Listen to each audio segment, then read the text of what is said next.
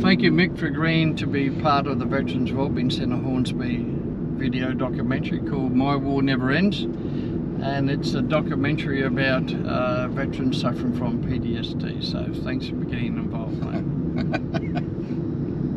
Pleasure. That's fine. Now, you and I both served in Vietnam together, both in the same tank crew, actually. So it's good to catch up with you again. And thanks for giving your time, mate, please. That was only 50 years ago. 50 odd years ago, yeah. So the actual video that we're putting together, or the documentary, is about the 4 different veterans and their issues with PTSD and how they cope with it.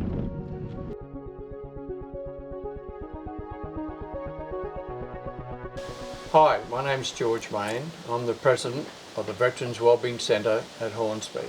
Today we're introducing and talking to Melissa McLean, who's a ex-Navy veteran, and the idea is that we're getting stories of veterans who are suffering from PTSD and listening to their journey and using their story to help other veterans. So I get Melissa to introduce yourself. Melissa, welcome. Thank you for being part of the video. Tell me a little bit about your ex-Navy. Yeah, thanks, George. My name is Melissa McLean. I spent 12.5 years in the Navy. I was a medic in submarines and was medically discharged last year. Okay, so you very recently just got out. Okay. Yeah. So I understand that you're also a gold carder. I do. I have a DVA gold card, which is a huge help. Good. Okay.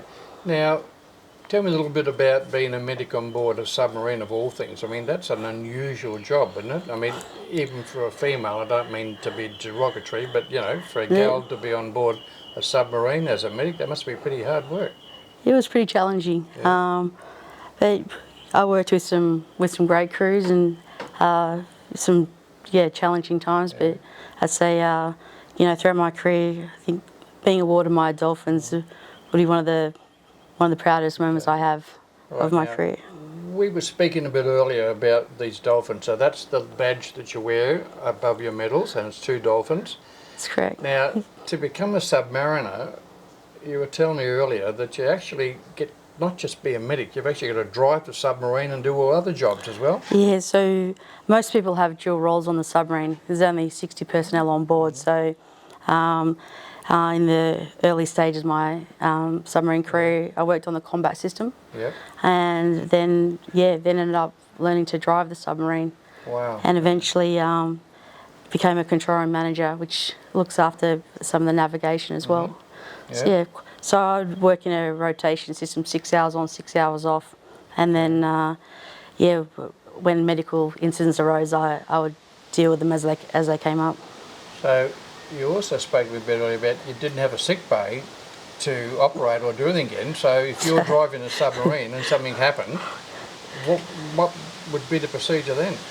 Yeah, it's quite challenging, and basically just treat people where we can, and if it's something serious, then we use the junior sailors mess, and we can clear everyone out, put a couple of sentries there, and use the tables that we would previously be eating off to treat people. It sounds very, very much like some of those very early movies you see where they're on board the ships, you know, with Captain Cook and them, and they clean down the table and you start operating people. It's definitely challenging and a huge responsibility. Of course, yeah. And I think you'd be responsible medically for the whole crew, from the captain all the way down, in case something happens. Yeah. Yes. And I think they do. The Navy did provide. So they put me through my paramedics degree. Yeah, right. We also do some nursing training, but I think it's difficult because you normally, when things happen, it's never when you're fresh. Okay. It's always when. So I imagine you would have like medical kits and things on board to use as well. We do. So we got basically the submarine sort of split into forward and aft. So we have medical kits at either end. So we lose one half of the submarine, we've still got we've Don't still got tell me you lose one half the submarine. That sounds terrible. When I say that, in 2014, I was on board a submarine that caught fire. Wow. And worst fire that we've ever had on a submarine. And yeah, we had a significant amount of personnel back after the time. And thankfully, everybody, no one was hurt. So, Good. but I was doing the scribing up until the time where I could provide aid. And the last thing I was scribing was the marine technician back after the platform was melting. He was piping through the platform was melting under his feet. So it was it was pretty traumatic. Sounds very challenging. It was very Extremely challenging. It was challenging. I think we didn't have the resources. There's only one of me, and there was. Yeah. You'd really have to think on your feet, wouldn't you? I mean, you've got to be able to problem solve and do all those other issues. Think on your feet. Drive the bloody submarine, do everything else at the same time. And think outside the box sometimes. Yeah. So I guess, we don't have Dr. Google. So the only information that you've got is what you've carried with you or what's in the book. So you can't. So with this 12 years you did, how long were you on submarines for? I was 10 years as a qualified submariner, and I went to sea on all 6 of our submarines. Yeah. I had sometimes a couple times. Okay. Postings varying between 3 months to a year and a half. I just moved. In my earlier career, we were short on medics, so I was posted to one submarine. I had 12 hours notice to fly to Cairns, get on another submarine, sailed to Guam. Then I flew back from Guam and boat transferred back on the next day back onto my submarine. So amazing. Yeah. So how do you think all those traumatic events triggered anything, or do you have any issues? So like when you said the submarine caught on fire and some of these other dramatic things that have been happening, do you think you've got some issues from all that? Or I think when I look back to, I felt like I coped pretty well at the time, but even today I find myself, I guess I'd have nightmares and think about, I guess, what could have gone wrong.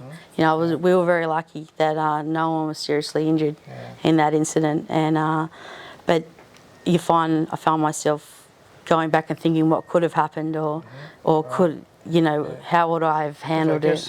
In the heat of the moment, you're so well trained, you just do what you have to do, and you're acting on adrenaline, and you do what needs to be done. It's just that I think when we tend to leave the service is when we start to recall things. It's true. I think not only that, I think there's a lot of pressure situations on a submarine. Going away on operations is it's a long time away in difficult circumstances, and I think a lot of it does play on your mind when you get out, and I think it caught me off guard. So I didn't think you'd come back to you as much as it has when I got out. Okay, so when you left after your 13 years, was that a medical discharge, or did you choose to pay off? No, I was medically discharged, and fortunately I had a series of I guess poor supervisors, poor commands that just didn't support me. I had a unfortunate incident early on in my career where I was sexually assaulted by my supervisor, and after putting a complaint in, I lost my posting and things. But thankfully there was a organisation of dispute resolution, and after going through a really hard time with that, I met this lady Sue, and she was able to help me process and get through. And after spending 2 years being medically downgraded, I actually was able to return to submarine career and served again for another 4 years after that. So that was post that incident. And you had an issue for 2 years to try and get some help. And then after that, some help with psychology, some help with Sue, and and also there was, I had a good command team back then that really supported me. The CEO of Penguin at the time, he was amazing, and Yeah, so generally, you were saying that perhaps you didn't get all the support from the Navy when some of these issues were happening until you actually found out and had someone to do something. Yeah. And it wasn't until I guess I found a command team that that listened to me, and I was really upset the way that I was treated after putting a complaint in. I believed I had the courage to stand up to a bully, and it was, and I think going through this process and actually having somebody listen to me and acknowledge that the way I was treated was wrong, it helped me process that. You realise it's not you that's at fault, that No. the system's at fault and some of these other people are. Yeah, exactly. And then, so I came and then I went back to service, and then unfortunately, the last submarine I was posted to, I lost my granddad, who I was really close with. He was in the New Zealand Army, and we shared a lot of special moments, a lot of special Anzac days together. And he passed away while I was at sea. And when I pulled into the next port and realised that he passed away, it was really difficult. It was a huge loss, and unfortunately, I just didn't get much support. I was trying to get back to my mum, and they told me to take my own leave and pay for my own flights, this sort of thing. And it was just, No support. it really hurt. So anyway, we did that, and I got back, supported mum, and then I got sick myself, and then I couldn't. Next time I couldn't sail. I guess I was put. Downhill from there. Yeah, I was put down for it. And instead of somebody asking me if I was okay, basically they just got angry at me because I couldn't sail, and I spent a lot of my years putting everything I could into helping everybody else, and this was just one of those moments where I needed somebody to ask me if I was okay, and so unfortunately I didn't put a uniform back on after that day. So Right, so that's the Navy finished. You've taken discharge. Yep. I get a phone call from somebody called Melissa. I'm up the country filming another documentary, and hi, my name's Melissa McLean. I'm coming to Sydney. Can you help me out? And it was you. It was me. And Yes. you contacted me, and then through that we arranged for you to go to the National Centre for Veterans Health. So you want to tell me a little bit about that perhaps, because that's part of the coping mechanisms and the healing part of what we're talking about. Yep. So we've had a Navy career which for you was successful in some ways, great qualifications but little support throughout the different issues. Then kind of a breakdown, leaving the service, coming to Sydney from, you're up the country or something, were you? Yeah, so I left Western Australia, sold my house, moved to Sydney, and then I spent some time in Bathurst, and then relocated back this way, and was looking for some help. So we send you off to the National Centre for Veterans Health. Yeah. Can you just talk about your experiences there, because it's important that we can tell other people that these centres are available, because the National Centre for Veterans Health is ran out at Concord Hospital, and that was put together from a previous governor was Marie Bashir, who decided that we needed to get that back in, because Concord was once a military hospital and then went to private hospital, even though they do veterans. So NCVH was created. You went out there. I did. I've just spent the last 3 months going out there, and honestly, I can't believe how amazing it is. When I went in there, I was having trouble sleeping. I was in pain.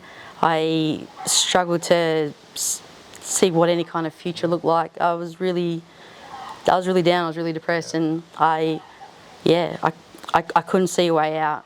I couldn't look past the service, and and I struggled. I think, and then I started going to the Veterans Health Centre, and just a whole team of people there that are just amazing. They've got everything in a one-stop shop. So I had we've got a psychologist.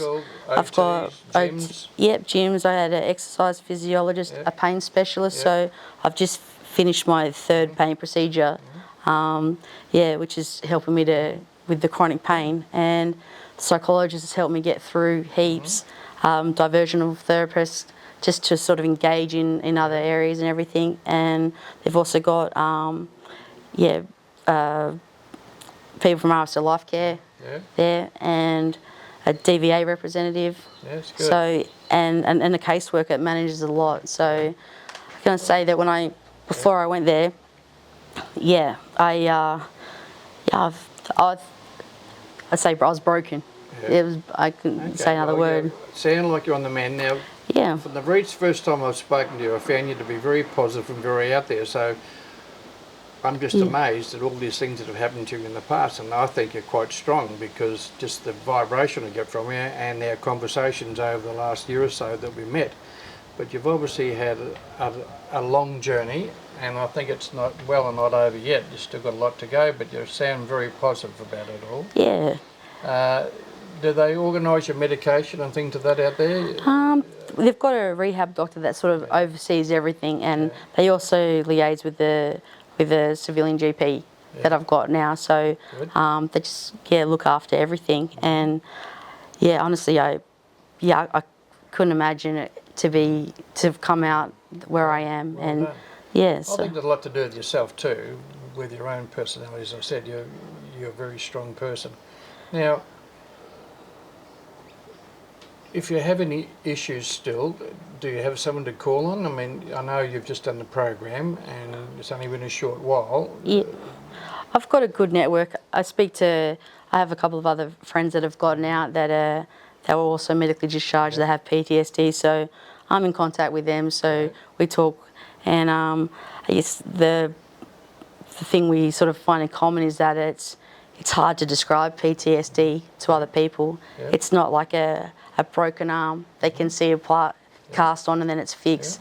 Mental health is it's hard for people to understand. It's hard to explain. So I know for some people it's hard for family to understand that didn't go through. So because they can't see a wound. No, you can't see a wound. You can't see plaster on, plaster off. It's just so I guess what we realise is that spend less effort trying to make people understand, and find people that do understand that you can talk to. And I also have a psychiatrist as well and a psychologist, so being able to talk to them and talk through the procedure helps, and my dog helps, and I've just got some really supportive friends. So that's what you need.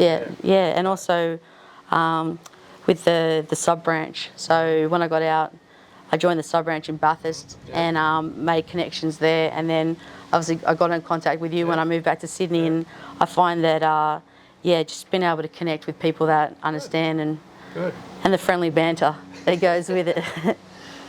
Well, Melissa, from our conversation, I think that you're starting on that road to recovery, and I think that help you've received from NCVH is going to work wonders. I'm sure you're going to be good. Now, you did tell me earlier that you have a little mate that hangs around with you. His name is Teddy. I do. I have my dog Teddy. I've had him since he was a puppy, and he's been amazing through this whole journey. And I can't underestimate the power that dogs having the dog there. Yeah. So Teddy's not a service dog at the moment. Teddy's your personal dog, and he's been with you for 10 years, and he's your comfort at the moment. But have you got a plan for later on? I think you wanted to go into business. Yes, I guess, looking towards the future now. I'm doing a dog training course next year, and then my goal for the future will be to train assistance dogs for veterans and emergency service workers with PTSD, and I think they're just so amazing, and I think that I want to be able to help other people. By helping other people, it's also going to help you, because you know where the journey is, and you've had these issues. And there'll be issues for a long time, but you're managing well, and you'll be able to help others, and I think that's a good part of the therapy. For sure. Now, what would you recommend for a young veteran who's just leaving the service has got some issues, similar to what you might have gone through. So what advice would you have for someone who's got some issues? I think definitely the local sub branch is a huge support. Just with being able to get in contact with other veterans and also the knowledge of services that are available, and yeah, the Veterans Health Centre is another great place to be able to get back on track. But I think it's just important to be able to talk to somebody, and yeah. I think perhaps the hardest part would be asking for help, you think? For sure, and I think the first step? it's difficult because I guess we all see our experiences, differently, and I think, originally I felt guilty, I thought my situation is not as bad as other people's, and I think going through the process and talking with, getting professional help has been able to see that it doesn't diminish my experience. It's just my experience, and we all need a way to cope. And for me, definitely, finding that professional help, and also having my dog and a support network around you. Well, Melissa, thank you for being part of the documentary, explaining your journey, because your story is quite important. And we're filming several other veterans, a couple of older guys, an Air Force guy, a Navy, and so we're kind of covering all bases. But thank you, and your story is going to help somebody else, I'm sure. As you said, I think the hardest thing is asking for help to start off with, and you've been there, and I think you're really going to go well. Now, at the end of this video, there'll also be a series of contact details for help services like Lifeline and RSL Life Care Services and others. So thank you once again, Mel, for being involved.